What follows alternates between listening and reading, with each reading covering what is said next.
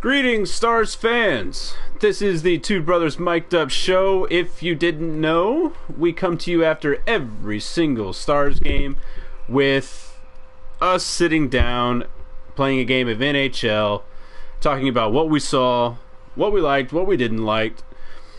And as usual, we start off these videos with predictions. Quinn, you gave a prediction of 4-3 if Dallas was to come on top. And then you said if Minnesota was going to come on top, you liked a score of 3-1. You thought I gave scores of 3-2 for Dallas or 4-2 for Minnesota. We both thought that it was going to be kind of a close game, which for almost 30 minutes it was, a close game, even though that first period says otherwise. But let's go ahead and start with the very start of the game. We have Kari Lehtonen starting in net, and he gets 4 shots put on him.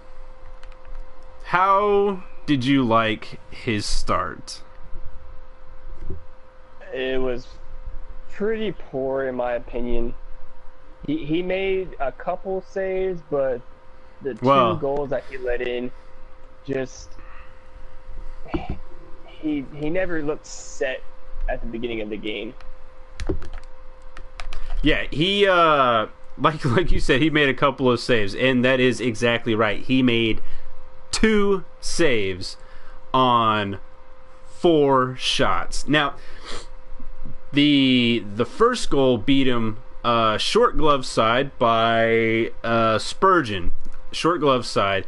And it was very reminiscent of the Skinner goal in Carolina. We're seeing Kari not really play his position all that great on the short side. He seems to be getting beat a lot on his glove side because, like 2 minutes later, we see Coyle come in and he beats him on the glove side, but it's across the net. Kari was not ready to play this game. And it's a bummer because, they had that day off. It was Kari's turn to see what he had against a division rival.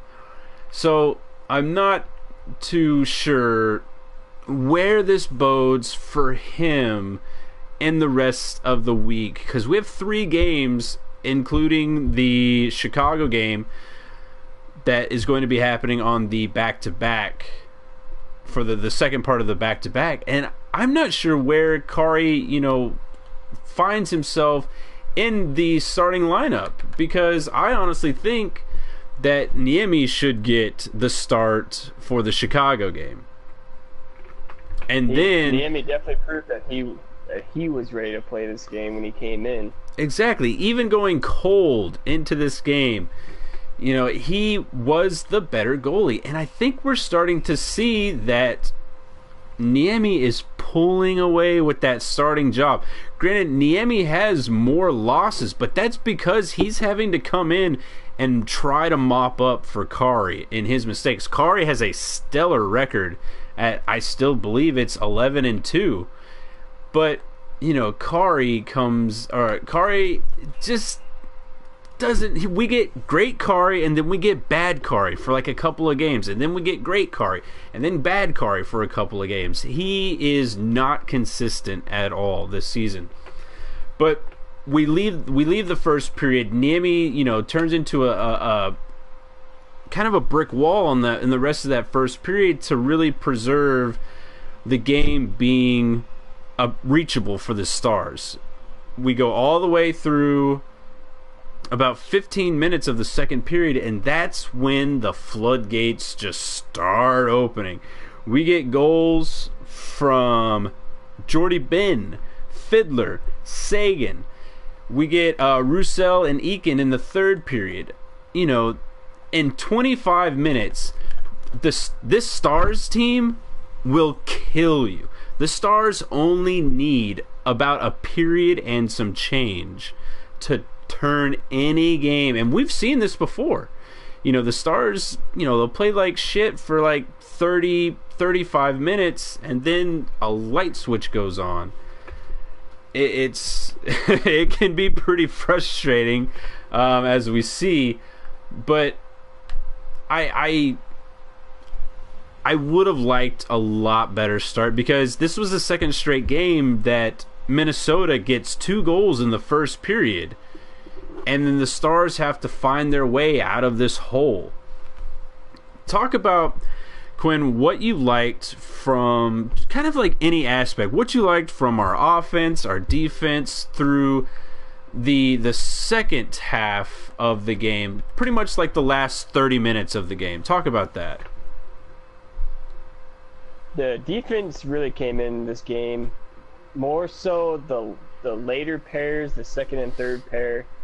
We're still seeing those little mistakes out of Klingberg, but not as many today or yesterday. They're cleaning up a lot of their passing act, and their breakout's getting better. Just one thing, they're still starting to see them panic a little bit, and I think that if they get that under control, they're going to be good for the next couple of games over the season. Yeah, I agree. We are still seeing a little panic out of their game, especially when they get down. Their power play entries are still something to be desired. I'm not really sure, like, how they're figuring on getting through, because it seems like the Stars continue to do something that doesn't work, and whenever they see it doesn't work, they try to keep forcing it, because you saw a couple of times with Jason Spezza on the power play with his entries, and he tries to get that little shot off, or that little pass into the zone, and it gets blocked, but then they keep trying to ram that entryway in. I would really like a retooling of the power play entry into the defending zone, but in the last 5 minutes of the second period, you see Jordie Benn, which actually Minnesota actually kind of tried to chirp him a little bit with their Jumbotron. They tried to compare him to the lumberjack from Rudolph the Red-Nosed Reindeer. And you know what? To be honest with you, that kind of seems like a weak chirp, Minnesota. Like, stop trying to be Dallas. You've always tried to separate yourself from this franchise. Your weak little chirps are not really appreciated. So, try to come a little stronger next time, because after you tried to chirp Jordie, he scored like a minute later. But you see that light switch come on with the Stars after that first goal goes in, and then they're just like, okay, now it's time to play. It's almost like a lion trying to toy with his prey.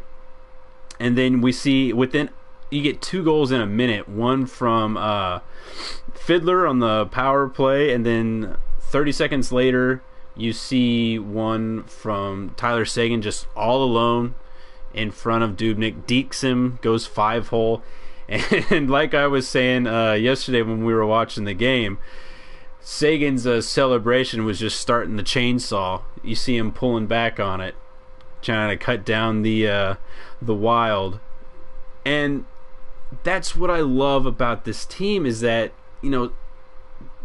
sometimes they do get down and out early, but they really do try to keep fighting for the game. And Niemi, he has to be the player of the game, because without him the rally doesn't become complete, because this team was down and out when they get down 2-0 early in the first or halfway through the first period. So it was nice. It was nice seeing that they didn't just go quietly into the night and look towards Chicago.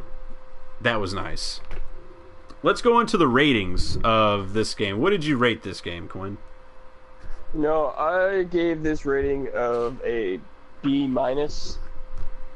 Only reason why I don't give it higher is from the poor start that they had with Kari and Net. It looked like they were panic setting in, and then Niemi comes in, makes a couple stellar saves, and now Dallas is like, okay, we're back in this game. And then the offense just explodes. Yeah, I also gave a B, but I also gave a B plus because I did like the way Niemi came in, and I do want to see Niemi against Chicago, but I would like to see to get Kari that first game against St. Louis over this little 3-day break for the holidays. Let him get his mind right. Let him get his faculties collected and try to get back, because if Kari doesn't show up big against St. Louis, I'm not sure how many more starts he gets as this rotation goes. I think you're going to start to see Niemi get those long stretches of starts, and Kari might be riding the pine. But let's go into the predictions that we have against our lovely rival team, the Chicago Blackhawks. What do you got? I feel that this is going to be a really highly skilled, highly motivated on both teams. Chicago's starting to climb the standings from their Patrick Kane streak. They should just rename the team the Chicago Canes. But I feel that Dallas will be able to hang in there, and if they pull off the win, I'll say it'll be, I'm going to say 4-3, but it might be in overtime. And if Chicago wins, I think it's going to be on the backs of Taves and Panarin, or however you say his name, and Kane leading the charge, and it'll come out and be 5-2. Oh, so you expect if Chicago's going to win, it's going to be a blowout? Yeah. I think this might be a high-scoring game, because this is like, out of like the past 6 games that we've played Chicago, this is like the 4th time that Chicago is getting us on a back-to-back. Like, for some reason, the league always tries to schedule Dallas playing Chicago on back-to-backs. You know what? I think the league is scared that if you put Chicago straight up with Dallas, we'll beat them. That's a homer opinion. Don't quote me. But I think it's going to be a high-scoring game. I like a score of 6-5 for Dallas. And if Chicago's going to win, I like a score of 5-4. I think this game averages 3 goals at least for each team.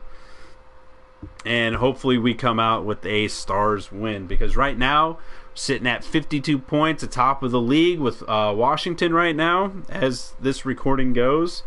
So hopefully it's a good game. So that'll do the discussion. Be sure to like, subscribe, leave any kind of feedback you'd like. Share anywhere you would like. If you want to talk to us, leave some feedback. If you have some questions, we'll try to answer them.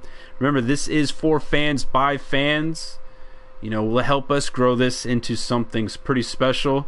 And as always, tune in next time.